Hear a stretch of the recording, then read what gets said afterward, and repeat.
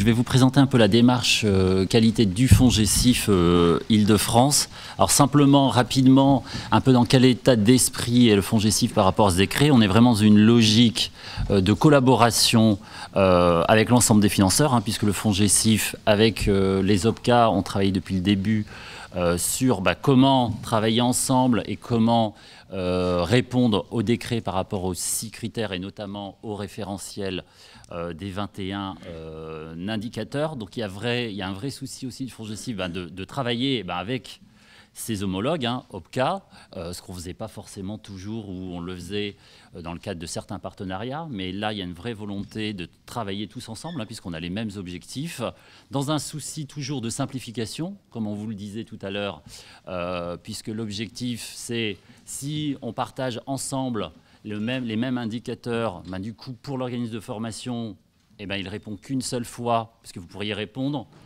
Si chaque financeur avec sa propre logique sur les 6 critères qualité du décret, vous feriez autant de réponses qu'il y ait de financeurs.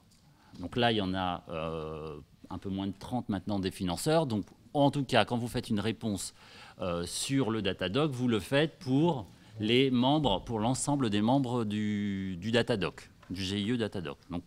Donc c'est important pour vous en termes de simplification. On est également dans une totale transparence par rapport, et c'est ce que je vais expliquer après, par rapport à nos exigences par rapport au décret, puisqu'il y a Datadoc, mais ensuite il y a la politique de référencement. Donc on est totalement transparent sur comment on va référencer les organismes, je vais y venir. Et dernière chose, ce que disait Stéphanie Lagall, l'enjeu est également sur le contrôle. Et donc là aussi, on va s'organiser et essayer de travailler ensemble et harmoniser aussi les pratiques par rapport au contrôle. Donc voilà un peu dans quel état d'esprit est le FONGECIF Île-de-France aujourd'hui. Alors simplement, les objectifs, donc rapidement, c'est pour répondre bien entendu au décret. Donc ça, rien de nouveau. Toujours dans une logique de sécurisation des parcours professionnels, des bénéficiaires du congé individuel de formation.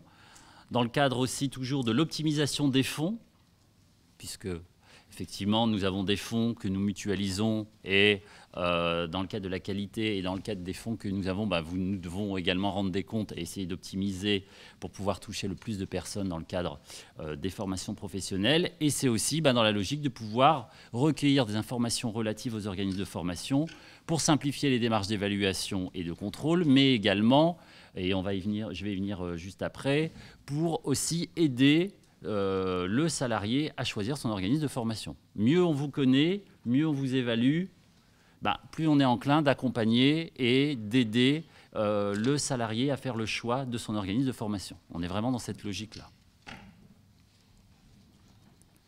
Donc, concernant les étapes du référencement par rapport au FONGECIF Île-de-France. Donc on a le socle commun et les prérequis qui sont effectivement de répondre aux 21 indicateurs de Datadoc. Donc ça, c'est la première étape. Et seconde étape, donc nous allons procéder au référencement. Donc pour nous, FONGECIF Île-de-France, quand un organisme est référençable dans Datadoc, donc il est référencé dans le catalogue de référence du FONGECIF Île-de-France. Donc référençable, alors peut-être les questions après, je pense. Voilà. Donc quand vous référençable, vous répondez aux 21 indicateurs et le FONGECIF va référencer votre organisme de formation dans son catalogue. Donc ça, c'est la première chose. Alors simplement, en termes de référencement, donc on référence les organismes qui sont référencés dans Datadoc, mais on ajoute une deuxième couche qui est, on descend au niveau de l'action de formation. Donc on va, FONGECIF Île-de-France, référencer l'organisme et ensuite on va évaluer l'action de formation des organismes, dispensée par les organismes de formation.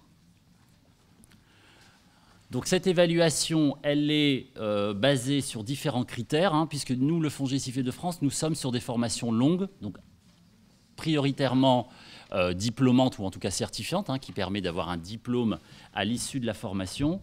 Donc notre conseil d'administration a opté pour les critères que vous voyez, donc le taux de réussite, puisque nous, on est quand même sur des formations longues diplômantes. Donc ce qui nous intéresse aussi, c'est de savoir si les bénéficiaires ont obtenu ou pas leur diplôme. C'est ce qui fait aussi, c'est un des critères qualité. La notion de durée, donc elle est importante pour nous, et on en parlait tout à l'heure sur les modalités pédagogiques, adaptation des modalités pédagogiques, ben ça en fait partie. Hein, l'individualisation des parcours, pas seulement en contenu, mais également en durée. Quand quelqu'un a des prérequis, il est peut-être exempté de certaines matières, et donc durer sa formation est plus courte. Et pour nous, ça a un impact par rapport au coût du dossier, puisque nous, le coût moyen d'un CIF, c'est de 28 000 €. Et 70%, c'est de la rémunération, puisque nous remboursons le temps passé en formation, c'est du salaire qui est remboursé à l'employeur. Et on a également les coûts pédagogiques. Donc on est de plus en plus regardant sur les coûts pédagogiques. Alors ce n'est pas un critère du décret, mais il y a quand même une petite phrase dans le décret, alors je ne l'ai plus en tête, mais qui dit en gros que le financeur doit s'assurer de la cohérence des tarifs pratiqués par les organismes de formation. Donc initialement, c'était dans le projet de décret par rapport aux critères, c'est le critère numéro 7, mais qui a été retiré. Mais il y a quand même une petite phrase, donc il faut que nous, financeurs, on en tienne compte. Et du coup, on réalise aussi et on regarde tous les coûts et on compare, en fait, tout simplement, sur une même action de formation dispensée par différents organismes de formation, quel est le coût. Donc on a des coûts qui peuvent varier du simple au double. Donc on se pose la question de savoir pourquoi et comment l'organisme l'argumente. Donc ça, c'est vraiment les 3 indicateurs centraux. Et à l'issue de ces indicateurs, tout simplement, on va dire si l'organisme dispense une formation de niveau 3, de niveau 2 ou de niveau 1. Je vous ai fait un schéma rapide sur notre procédure de référencement. Donc nous avons la première partie où l'organisme renseigne Datadoc, puisque nous utilisons Datadoc.